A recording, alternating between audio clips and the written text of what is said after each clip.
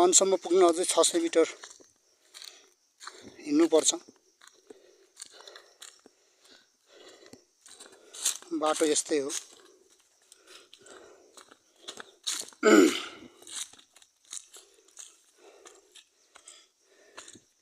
यो यतिको पनि थिएन, हामीले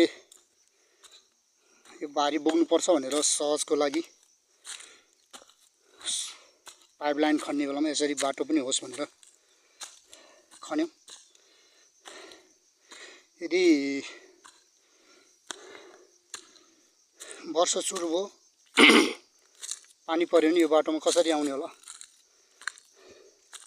साथीहरूले सक्दो सहयोग गरिरहनु भएको छ। यहाँहरूलाई सहयोगको लागि म आह्वान गर्दै भारी बिसाएको अवस्था छ। यो धेरै त ल्याउन सकिन्न। साथीहरू आउँदै हुनुहुन्छ। म साथीहरूको प्रतीक्षामा एकछिन यो पसिना उभाउने र आराम गर्ने रेस्ट यो शीतलमा गर्छु अनि भिडियोलाई पनि कन्टिन्यू गर्छु। यो बाटो हुँदै 7 जना थियौँ हामी, आज 5 जना मात्र छौँ। बाल्लो बोक्ने गिटी पुग्ने काम भइरहेछ।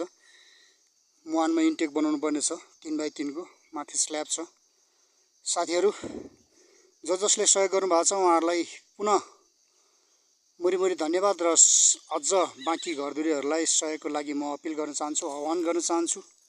तपाईहरुको थोरै पसिना, थोरै सहयोग पनि यतिखेर ठुलो सहयोग हुनेछ।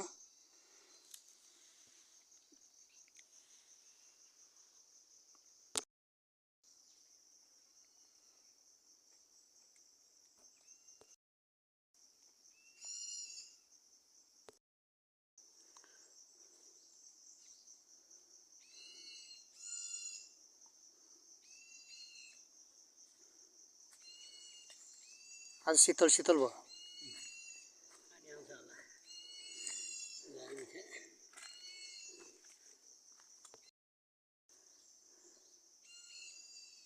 गाह्रो भयो मामा।